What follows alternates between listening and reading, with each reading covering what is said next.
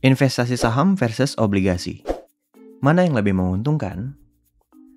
Obligasi adalah surat utang, sedangkan saham adalah surat kepemilikan perusahaan. Kalau lu punya uang 10 juta, baiknya investasi di mana ya? Saham atau obligasi? Dalam video ini ada 3 hal yang mau gua bahas. Pertama, apa itu obligasi? Yang kedua, apa bedanya sama saham? Yang ketiga, kalau punya 10 juta, lebih baik investasi di mana ya? Saham atau obligasi? Pertama, apa itu obligasi? Lu punya duit, lu punya temen. Temen lu mau ngutang 10 juta rupiah. Dia berjanji akan balikin tahun depan 12 juta. Berarti 20% lebih besar kan daripada apa yang dia pinjem. Lumayan. Apa buktinya dia minjem uang ke lu? Lu bikin deh yang namanya surat utang. Isinya, lu minjemin dia 10 juta dan dia bakalan balikin duitnya 12 juta di tahun depan. Dengan catatan tambahan, dia bayarnya 1 juta per bulan sampai 12 bulan ke depan. Kan pas tuh 12 juta, ya nggak? Pada kenyataannya di dunia nyata kan nggak begitu ya. Lu minjemin duit ke orang, nggak ada tuh bikin-bikin surat utang. Bayar syukur, nggak bayar ya gimana ya, ikhlasin gitu.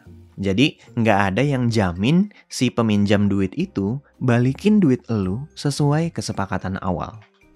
Nah, lain halnya kalau yang minjem duit adalah negara atau perusahaan.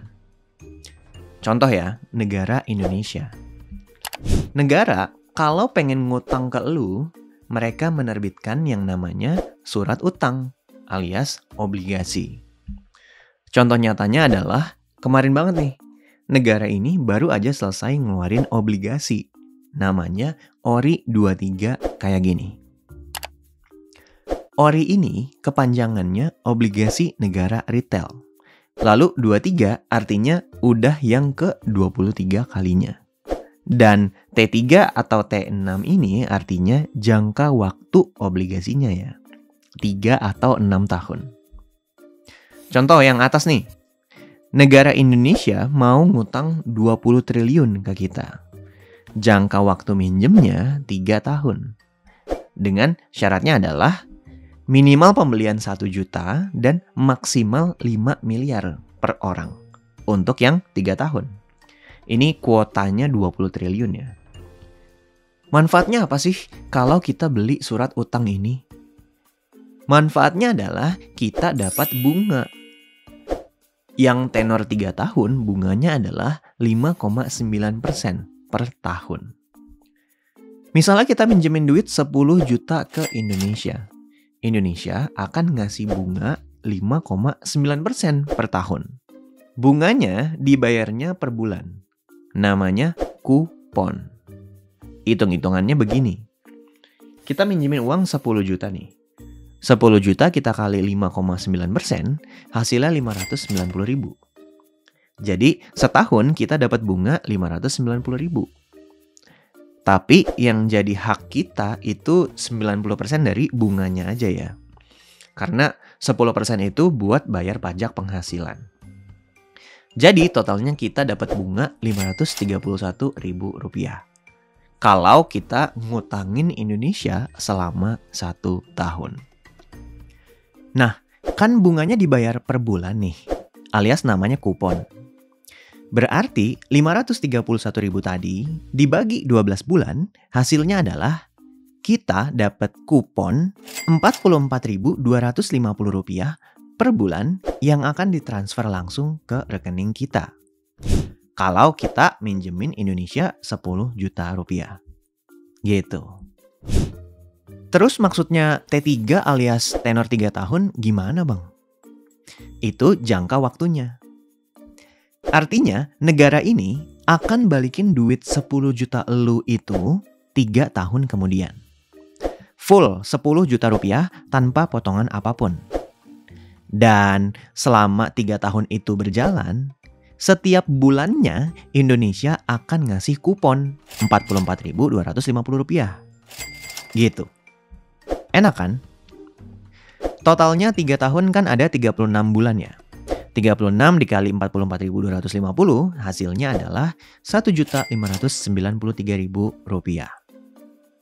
Jadi kalau lu minjemin 10 juta rupiah selama 3 tahun ke Indonesia, si Indonesia ini bakalan balikin duit ke lu totalnya 11,593 juta rupiah.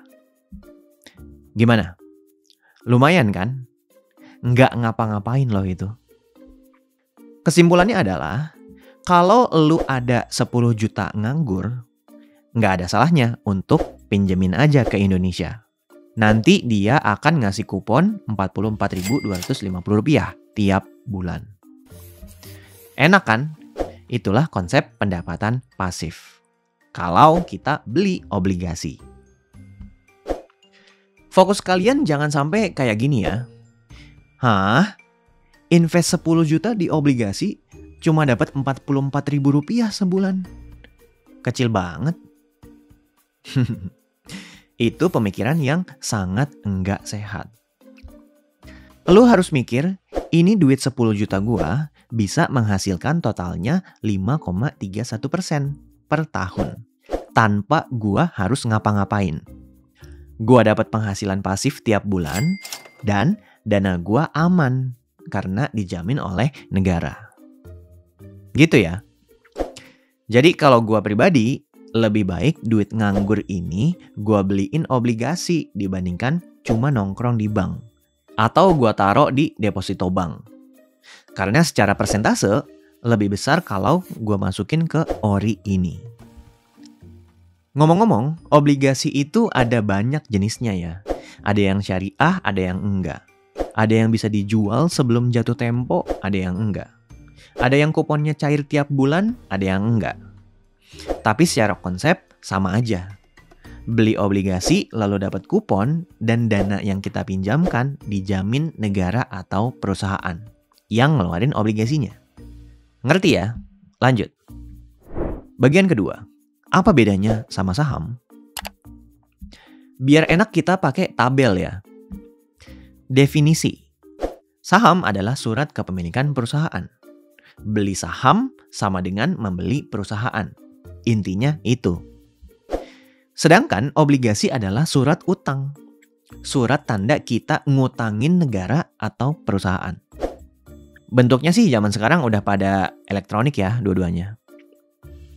Nah, tapi bisa kita lihat dari definisinya aja udah beda. Dampaknya adalah sumber keuntungannya juga pasti beda. Kalau saham dapat untungnya dari kenaikan harga saham perusahaan. Kalau naik harganya. Dan dari dividen. Kalau bagi dividen perusahaannya. Sedangkan obligasi dari pembayaran bunga. Yang kita sebut kupon. Karena yang satu beli kepemilikan bisnis, yang satu lagi ngutangin negara atau lembaga, maka dari itu perbedaan selanjutnya adalah durasi.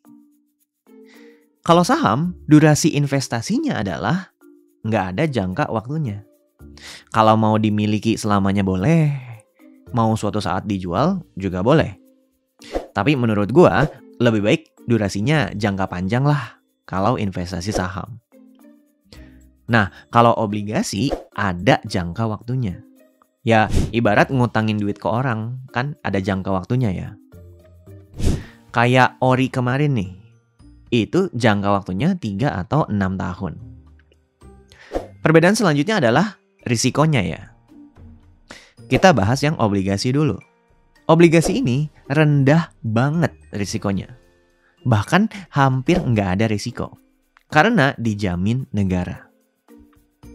Lu beli ORI 23 10 juta yang tenornya 3 tahun, lu bakal dapat kupon tiap bulan dan duit 10 juta lu itu akan balik 3 tahun kemudian. Pasti balik dan pasti dapat kupon tiap bulannya. Nah, sedangkan saham ini risikonya tinggi. Nggak dapat kupon juga tiap bulan, dividen juga nggak semua perusahaan bagiin. Harga saham juga fluktuasi dalam jangka pendek. Dalam jangka panjang juga belum tentu naik. Apalagi kalau milih sahamnya ngasal ya. Jadi buat kita yang pemula, saham adalah instrumen investasi yang risikonya tinggi. Tapi jangan khawatir. Kata salah satu investor sukses di Indonesia, Pak Lo Keng Hong, saham adalah investasi yang low risk dan high return. Karena apa? Karena beliau mengerti apa yang dia beli ya. Jadi risiko investasi saham ini tergantung dengan seberapa paham kita dengan saham. Makin ngerti akan makin rendah risikonya ya. Oke? Persamaan dari saham dan obligasi adalah mereka sama-sama instrumen investasi. Karena konsep investasi sendiri adalah mengorbankan sebagian konsumsi hari ini dengan harapan apa yang kita korbankan tersebut bisa menghasilkan lebih banyak lagi di masa depan. Beli saham, kalau belinya perusahaan yang kinerjanya bagus, uang kita akan bertumbuh seiring perusahaannya juga bertumbuh. Beli obligasi juga begitu. Hampir pasti uangnya bertumbuh juga. Nah, sekarang pertanyaan intinya adalah nomor 3. Kalau punya 10 juta, lebih baik investasi di mana? Saham atau obligasi? Kalau kalian belum tahu apa-apa tentang saham, atau baru banget belajar saham, jadi belum ngerti-ngerti amat, akan jauh lebih baik uang nganggur 10 juta itu lu investasikan di obligasi. Kenapa? Karena returnnya pasti. Nggak mungkin terjadi gagal bayar. Invest 10 juta di obligasi dapat 44.000 sebulan. Invest 100 juta dapat 442.000 sebulan. Invest 5 miliar dapatnya 22 juta sebulan. Lumayan kan? Tapi siapa yang punya 5 miliar? Makanya kalian jangan heran ya kalau orang kaya itu makin kaya. Dan gaya hidup mereka jangan diikutin.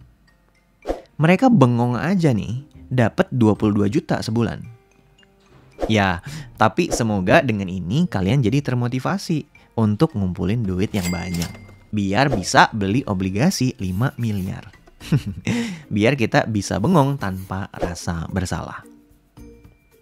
Nah, tapi kalau situasinya adalah kalian udah belajar tentang saham, mengerti cara baca laporan keuangan secara sederhana, dana darurat juga udah punya, dan kalian bisa yakin return investasi dari saham pilihan kalian lebih besar daripada return obligasi yang sekitar 6% per tahun, silahkan 10 juta nganggur tadi diinvestasikan ke saham tersebut.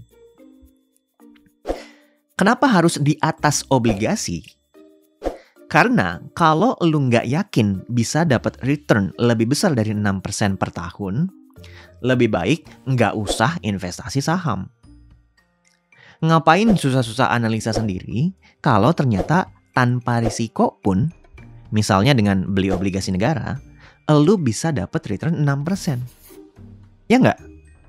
Dijamin lagi returnnya. Ngerti ya sampai sini? Nah, tapi ketika lu memutuskan untuk berinvestasi saham, lu juga harus punya ekspektasi yang wajar terhadap instrumen investasi ini. Maksudnya gimana bang?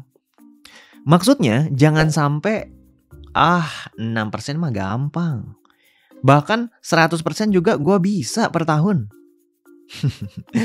Kalau itu lebih ke gila sih kalau gue bilang. Memang bukan nggak mungkin setahun returnnya 100%. Lebih dari 100% per tahun juga bisa-bisa aja. Tapi itu adalah ekspektasi yang nggak wajar.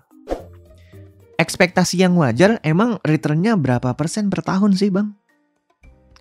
Menurut gua yang wajar adalah berharap dapat return 20% per tahun.